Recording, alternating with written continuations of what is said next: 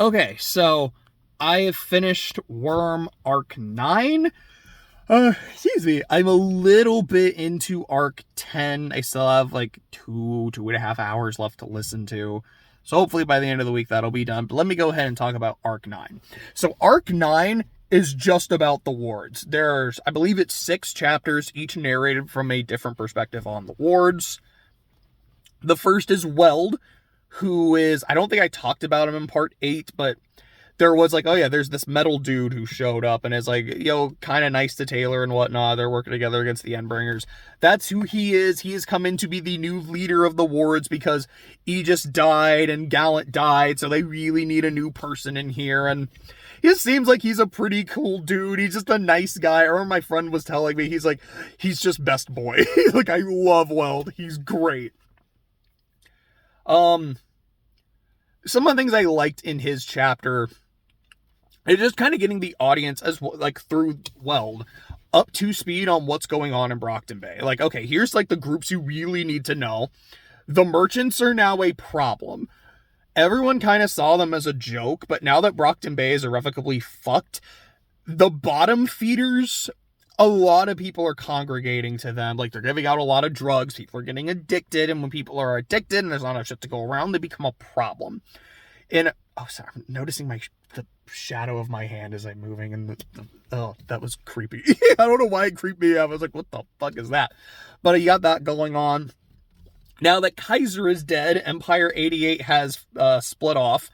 You have Fenrir's Chosen, which is led by Hookwolf, who are the neo-Nazis, and then you have, what was Purity's group called? I don't remember what she called them, but Purity's group, which, they're still neo-Nazis, like, they're not good people, but she's the one that's like, I just kind of want to help get the city under control. Like, the way Purity is written, at least so far with what I know, it comes across as, if she wasn't a Nazi, she would be a hero, because she just wants to help people. She wants to get the city under control, and not like an under new management kind of thing. Like, no, I genuinely want people to be okay. I'm just really fucking racist. You're like, that's pretty fucking bad. So, yeah, Weld's even told, like, yeah, she really wants to work with us, and don't. I get it. There's the part of me that's like, if someone wants to help, you should probably let them. But also, man, you really don't want to be associated with the Nazi lady. That's bad. I also get more into the power classifications. Like, I don't remember them all. Like masters, breakers, strikers, movers, shakers, and producers. Me and my friends understand the future. I see the strings to control the system. I can do anything with no permission. I think that's kind of it for Weld. It's just like he's struggling being the new leader, not because he struggles with leadership, just because Brockton Bay has gone through a lot. The wards have gone through a lot. They lost like their 2 most senior members, and everyone is still hurting from that, except Shadowstalker, because fuck her. But it's the rest of the team is dealing with those losses, and he's like, cool guys, nice to meet ya. This is the shit that we're gonna do. And Clockblocker's like, dude, you don't know how bad it is out here. You don't know us. So you're go fuck yourself, man. And he's like, I'm just trying to help. I just got here. Like, I feel bad for Will, but I kind of feel bad for all of them. Again, fuck Sophia. She's like the only one I don't. Which, let's go to the next person. Flechette. You know what Flechette does? Hang out with Sophia. She's like, hey, I'm also a teenage girl, and I'm only going to be here temporarily because they need some help. Let me make friends with the other girl about my age. So she goes on patrol with Shadowstalker, who they see this woman getting attacked by some dudes. And Flechette's like, should we do something? Not yet. We have to wait until they actually do something. I mean, this woman's yelling for help, and they're kind of like manhandling her, but it's like, we have to wait.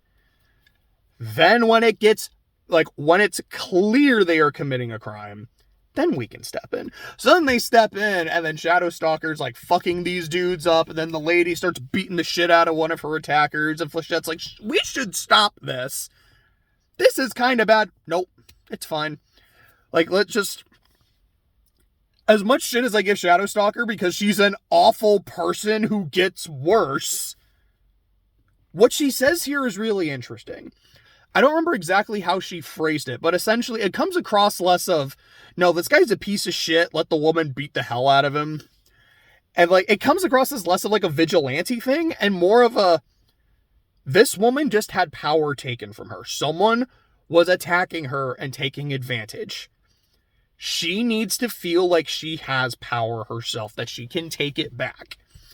We're not going to let her kill the dude, although given Sophia, she probably would have. Like, but let her take some control back because she needs it. And eventually Flechette's like, this is going too far, I have to stop it. I think Shadowstalker's like, you're a weak bitch, bye. Flechette just kind of hangs out for a bit, runs into Perium. She runs into the doll girl, and they become friends, and I'm like, I think I ship this. I think I ship this now, and that's her story. Then you get to Clock Blocker, who again, I don't know if I've said this. I think I have. He might have my favorite name. I love that so much. It's so good. Oh, it's awesome. So the wards are in class. It's like parahuman studies, like 3, because they said it was like the second or third tier of that class. And Glory Girl is also there. She's like, look, New Wave is probably going to disband, so I might join the wards. We'll see. Maybe. Nah. So Clockblocker, whose real name was Dennis. I don't know if we knew that. I don't remember if we heard what Weld's real name is. I think we did, and I just didn't catch it. I think Flechette is Lily. I'm mostly just going to be calling them by their hero names. What was Glory Girl? I think it's Victoria. It's Victoria and Amy is Panacea, but Panacea is not joining the wards. At least not at this point.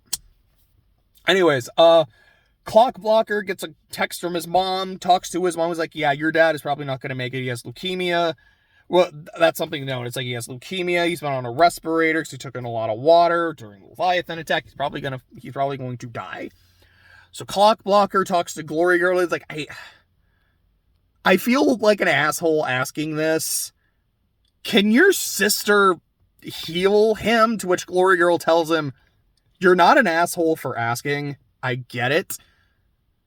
She always has the right to say no. She's very selective with who she takes. But I will put in I'll ask her for you. Thank you. I appreciate it. Then he ends up getting into a fight with Weld, and Vista is there, and Vista's like, he's trying, man. So he gets mad at Vista, and he brings up Gallant in an argument, who Vista had a huge crush on and Glory Girl was dating. Vista runs off crying, and he's like, fuck, It's like, as soon as he says it, he's like, I'm so sorry, I did not mean that, fuck. Vista runs off crying, and he looks at Glory Girl. Glory Girl just kind of tells him, I get it. Y'all are going through a lot. We all are. You get one. That's your one. You say something like that again in front of me, or I get wind of it, I will break you. It's like, I will not appreciate that. I will give you one. But you have to go after that girl and like make her not cry. You apologize. You mean your apology. You be a better person. Okay. So he goes to Vista, talks to Vista, apologizes, and then they make up, and I think they go like finish class or whatever. Vista is the next chapter. Actually, was Vista next? No, yeah, Kid. Oh, that's right. That's not how the chapter ends, because then they get a call. And they end up in this building where there's like all these bodies that are hanging and are flayed and are bleeding down, and the travelers are there, and the travelers are like, we didn't fucking do this. We believe you guys didn't do this. It's not your MO. You're also the only people here, so we kind of have to take you in and question you and talk. Yeah, that's not going to happen. So they start fighting the travelers. Then you get to the next chapter, which is Kid Win, and it continues the fight with the travelers, which is not going well, and then it kind of goes well, and then it doesn't go well again, because I fucking love Trickster's power. I could change the places of two things that have approximately the same mass. But I'm like, cool, it is just like equivalent exchange. And him just like doing that and fucking around, and Kid Win at one point is like, it's very clear that some of the members on this team, well, what is it? Sundancer, I think Genesis is the one that was inside Coil's thing. It's like she can keep I think it was a she, can transform her body, and the transformations have different powers. I think Ballistic or Ballista, I think it's Ballistic, is another one of the party members. He's like, Sundancer and Ballistic are clearly not going 100%. On the one hand, that's nice that, you know, they're not trying to kill us, but also it just makes me feel even shittier that they're holding back. And they're holding back, and we're still losing. And he talks about his disabilities, how he has ADD, but he doesn't think he really has ADD. And I remember reading a comment, and the person was saying, it's like, Kidwin says he doesn't have ADD, then proceeds to explain his symptoms and how he's exactly ADD. He also has something called dyscalculia, which is something I did not know existed, which is, like, he just does not work well with numbers at all. And he talks about how he can't finish projects, and there's one project he finished, which was his hoverboard, but he took it apart for other shit. And he's like, I really could have used it here. Stupid. But, they fight the travelers, they lose, then they discuss the bodies. Like, okay, there were 3 bodies, and there were 2 other locations that also had 3 bodies, for 9 total. We think this is the Slaughterhouse 9, which is the first time they have been mentioned. So all I really know about them at this point in terms of the story is a group called Slaughterhouse 9, which is, I'm assuming, 9 people that go around and commit murders 9 at a time. From what my friend was telling me, they are a problem. They are a very kind of permanent threat for most of, if not the rest of the story. And they do not adhere to cops and robbers laws. Like, they are, no, they're fucking awful people. So that happens. Also in Kidwin's story, they send him to recruit another kid. Because that was something I had said, in my Part 8 video, and I was reading Part 8, there's gotta be a lot of fucking trigger events. Like, an Endbringer, that has to trigger people, man. We're gonna be seeing, like, a whole new, like, explosion of capes. And they talk about, like, yeah, that's a fucking thing. We found this one kid named Chariot. He's a tinker. He has his own suit. Kidwin, as a fellow tinker, we're sending you to recruit him. So he goes. He's, like, recruiting the kid. He's like, I think it's going well, but something feels off. And then he does some surveillance, finds out that the kid is seemingly working for someone else as a mole to get into the wards. And they all talk about it like, so we think it's Coil, right? Yeah, it's Coil. Coil literally has dudes that are already working for us. What? Why haven't we done anything about that? Because we don't want to make it too obvious. If he thinks he's infiltrated us, which he technically has, let him keep thinking that for as long as it's advantageous to us. Okay. So I do that. Then I believe we get Vista, who talks about how much she hates being treated as the kid of the group, how everyone kind of babies her, how she has this scar, I think it's like right around her chest, that she got from a fight with Hookwolf. She's like, I don't want it to get looked at because I don't think it's that bad. And I didn't want people to think like, oh, look at the baby. She got injured and now she has to go get medical. And she's like, yeah. And then it just got worse. So now I have this permanent scar, and I kind of regret not getting it looked at, but also it's kind of fucking badass, so I'll take it. They talk about how kind of fatalistic she's become, and she's like, look, I'm not concerned about my future. I'm not concerned about 5 years from now when I don't know if I'll survive to next Thursday with all the fucking shit going on in the city. And she has a conversation with Weld, and he's like, okay, you're not thinking about killing yourself or anything, are you? Nope, not at all. Okay, good. Vista, here's what I want from you. I want you to, it was either like 2 orders and a suggestion or 2 suggestions and an order. I don't remember what they all were. One of it was like, I want you to seek therapy. I think it was, I want you to cry when you need to cry. I want you to seek therapy. As I think it was, those were the 2 orders, and the suggestion was, I want you to become the heart of the team. Because I see just how much everyone likes you and cares about you. I think you can do that. So she tries being the heart to Shadowstalker, which leads to Shadowstalker assaulting her, because of course it does. And she's like, well, looks like I already failed my first time being the heart. Go team.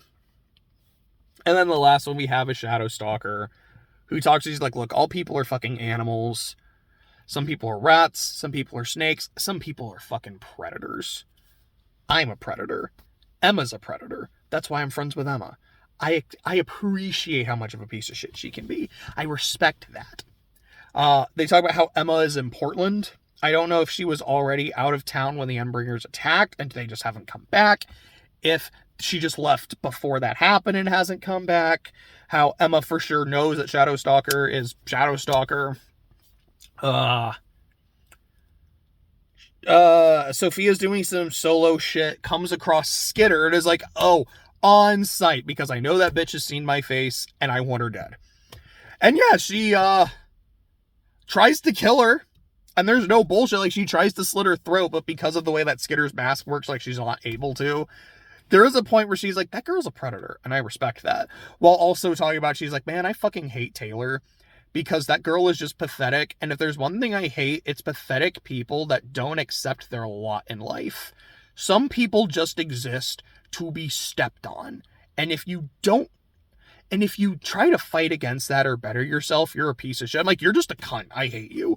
And I'm going to be honest, I'm going to use that word with Sophia. I think she's awful. There might be a point where I kind of get it, because I don't know what her trigger event is. And Vista kind of tries to talk to her, like, why are you so horrible? You know, I kind of pity you. And it, like, pisses off Shadowstalker. I'm like, especially when I see that scene with Flechette. She's like, no. This woman needs her power back. Like, what happened to you? Because clearly something did. So, I don't know if there's a point where I learn her trigger event. I think what my friend was telling me is that she's kind of similar to Rachel, where her trigger event actually fucked up, like, her brain and her personality. So while she's a horrible person, it's not her fault. Like, she's not truly in control of it, which is interesting if that's the case. I don't know when I'll find out more about that. But the character I know at this point, I'm like, you are just fucking awful, and I hate you.